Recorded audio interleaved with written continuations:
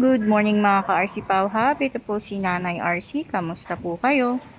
For today's video po ako ay mag-iihaw ngayong umaga pang ulam namin sa aming lunch.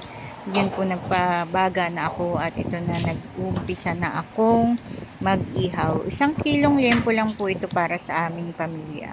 So ayan po ang aming garahe. Ayan ang aming mga motor na ginagamit sa aming trabaho sa araw-araw.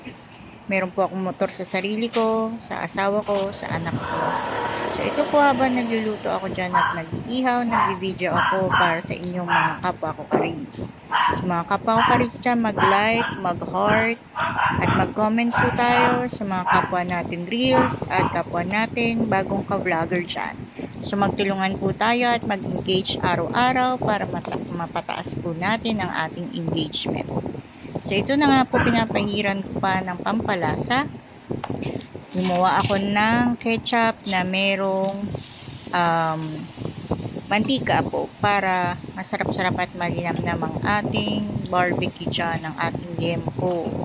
Pero dahil sa kasamaang palad, medyo nasunog ang isang piraso dyan at nilayo ko siya para hindi masyadong masunog. So, ayan na nga po habang nag-iihaw ako dyan, nagmumuni-muni. Kakatapos ko lang po kasi mag-jogging at walking yan sa labas at pawis pa ako at naisipan ko na lang ding magluto ng ihaw namin ulam ngayon. So meron din po akong niluto dyan na gulay para masarap na masarap ang pagkain natin ngayong araw.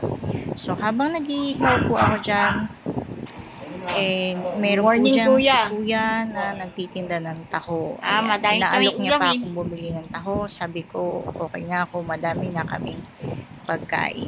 So, yun po, continue lang ang aking pag-ihaw. So, lagi lang po tayo dyan makipag-engagement. Meron po akong Klenko sa personal vlog ko. At meron din po akong RC Pauhab channel. Meron din po kaming YouTube channel. So, sa mga ka-reels po ko dyan at mga kapwa ka-vlogger, let's support each other. At magantay din po kayo, baka magpa-raffle din ako ng Gcash dyan sa lahat na mag-share ng aking mga video. Share lang ng share, lahat ng mga nag-share dyan at magko-comment at mag-heart. Bibigyan ko kayo ng Gcash na pang grocery nyo.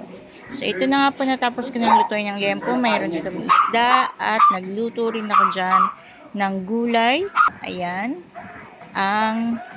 At meron akong kilawin dito na pipino. Masarap na masarap. Ayun lang naman. Paalam!